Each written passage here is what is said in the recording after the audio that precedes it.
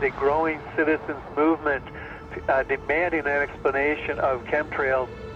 And I talked to my NSA buddies at Fort Carson, Peterson Air Force Base, and Buckley, where I was actually their doctor taking care of the pilots flying and spraying the chemtrails. So I know it's real. If anybody says it's not real, they're full of it. It's not the same as conducting some localized test for some defensive project. This is open air operations. It's not a test. This thing is in place.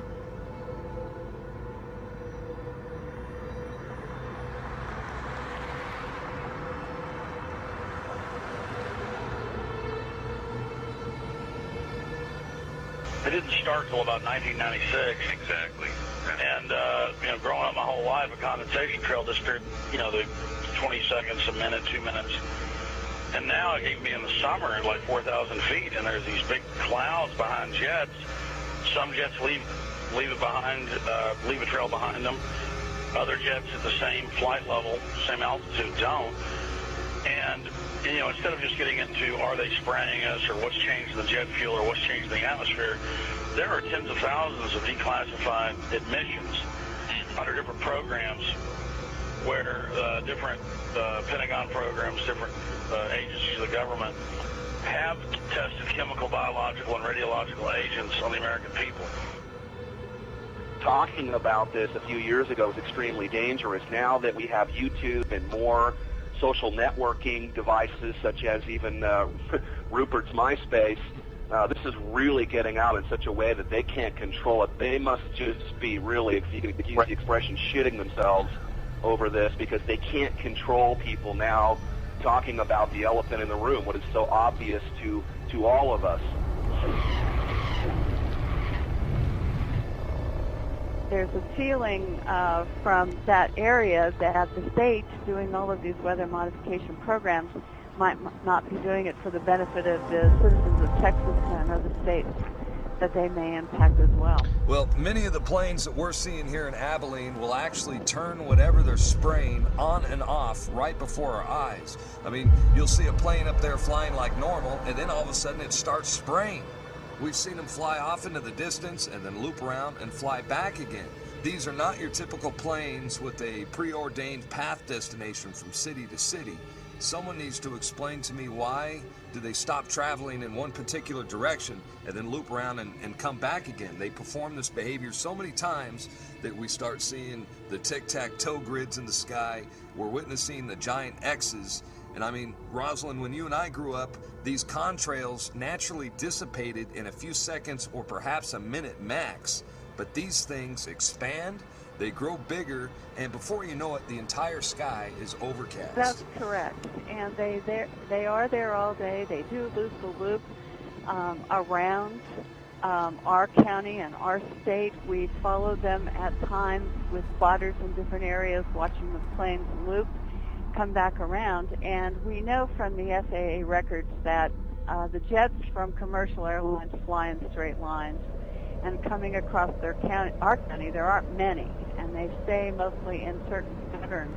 The jets that we see leaving the persistent jet contrails move in directions that normal jets wouldn't fly because it would use too much fuel and put them off schedule. And the jets that we see here do loops. We've got pictures of them looping the same X's and crosshatches.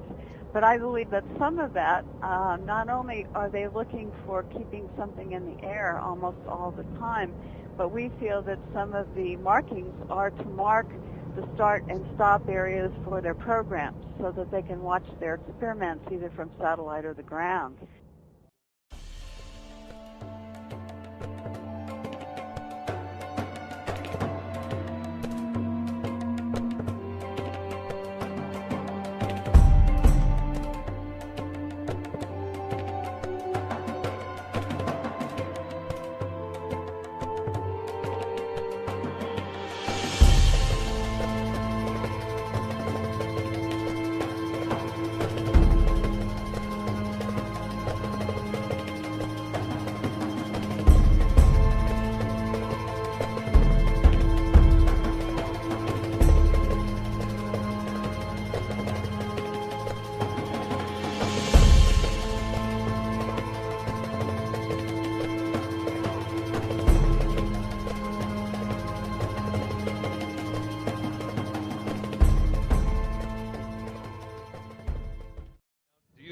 that this is a full-scale secret operation that includes not only the U.S. but Europe and the rest of the world?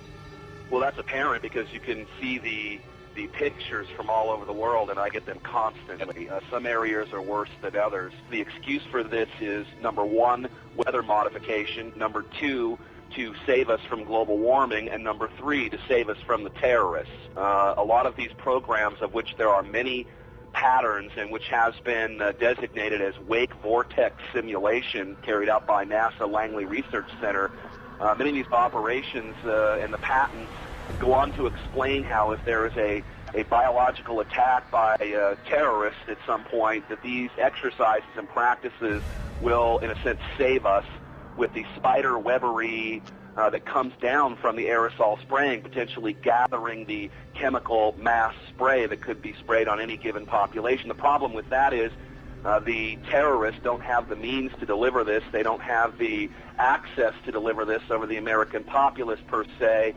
And the only people who have been doing this, that is biological experiments on the American people, is the military themselves, which has been admitted from everything from Operation Shad to the spraying that happened in San Francisco, I believe back in the 60s and the 70s, that literally killed people. Again, I may not be able to ascribe intent, but what I can say is that it is expected that there will be increased mortality as well as the potential of a huge host of unknown pathogens that we are subject to, and this is not based on speculation. There's a whole arena of biological research that we haven't even begun to touch on. Could a strange substance found by a Southwest Arkansas man be part of a government found in our sample? At a community in the San Bernardino Mountains has a real mystery on its hands. The official explanation here is that jet contrails are causing strange lines in the sky. What effects barium has on the body. Short-term exposure can lead to anything from stomach to chest pains. Long-term exposure causes blood pressure problems. Ryan addressed concerns by chemtrail researchers that barium could be meant to wear down a person's immune system. You're talking about dominating our air supply without the human consent in a way that is difficult for many of us certainly to conceive, and certainly many of us refuse to accept it even in the light of sufficient and overwhelming evidence.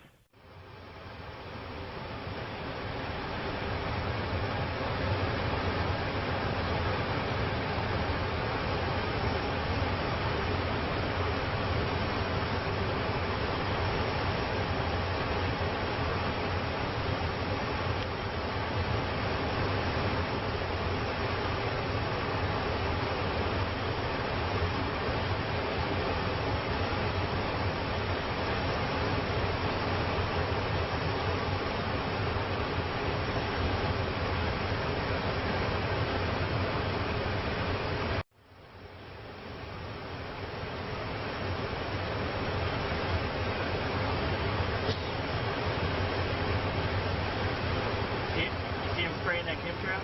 Yep. Good thing we're above it. I know. Otherwise we'd be dead right now.